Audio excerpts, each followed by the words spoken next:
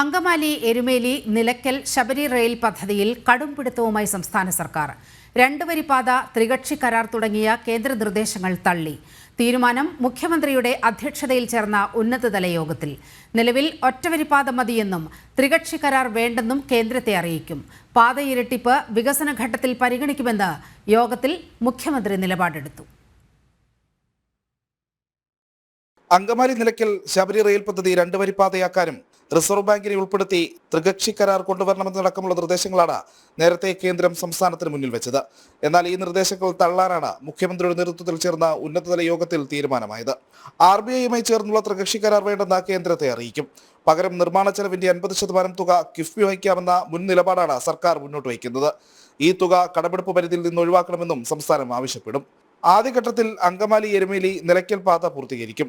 നിലവിൽ ഒറ്റവരിപ്പാത മതിയെന്നും പാത ഇരട്ടിപ്പിക്കൽ പദ്ധതിയുടെ വികസന ഘട്ടത്തിൽ പരിഗണിക്കാമെന്നും മുഖ്യമന്ത്രി യോഗത്തിൽ പറഞ്ഞു. സംസ്ഥാനത്തിന്റെ നിലപാടുകൾ കേന്ദ്രത്തെ അറിയിച്ച് അനുമതി ലഭ്യമാക്കാനുള്ള നടപടിക്രമങ്ങൾ വേഗത്തിലാക്കാനും യോഗത്തിൽ ധാരണയായി. ജനം, തിരുവനന്തപുരം.